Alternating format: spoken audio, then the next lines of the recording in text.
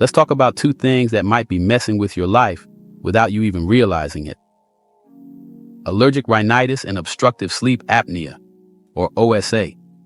Trust me, these two love to work together to make sure you're not getting your sleep or enjoying life as you should. And while they might sound like topics for a medical conference, we're going to break it down in a way that even your half-awake, groggy self can understand. First up, allergic rhinitis, otherwise known as that annoying condition that turns you into a sneeze machine every time you're around pollen, dust, or your neighbor's cat. If you've ever found yourself in a sneezing fit that seems to last forever, or felt like your nose was auditioning for a role as a leaky faucet, then you know the struggle. Allergic rhinitis is your body's overreaction to allergens in the environment. It's like your immune system decided to throw a party every time you step outside during spring or enter a dusty room.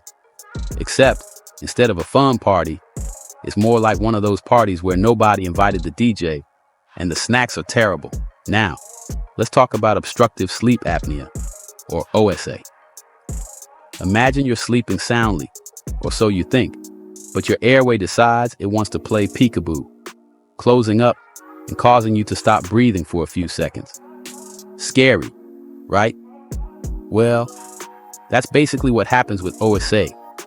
Your body wakes you up just enough to start breathing again, but not enough for you to remember it in the morning.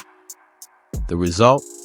You wake up feeling like you've been hit by a truck, even after a full night's sleep. OSA is more common in men, especially those with a bit of extra weight, or if you have certain anatomical quirks like a thicker neck or a narrower airway. And guess what? That annoying nasal congestion from allergic rhinitis can make things even worse. Here's where it gets interesting. And by interesting, I mean frustrating.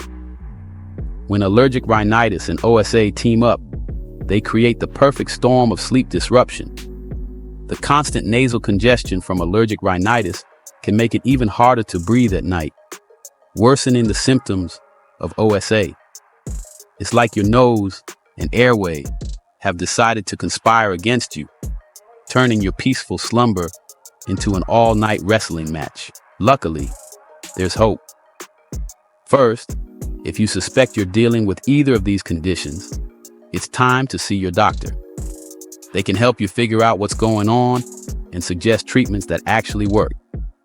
For allergic rhinitis, you might need antihistamines, nasal sprays, or allergy shots. For OSA, a CPAP machine might become your new best friend. It's not as bad as it sounds, promise. But here's a pro tip. Dealing with allergic rhinitis can sometimes help reduce the severity of OSA. Keeping your allergies in check might make a world of difference in how well you sleep.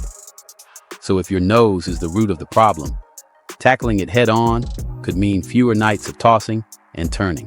At the end of the day, life's too short to be stuck in a cycle of poor sleep and constant sneezing.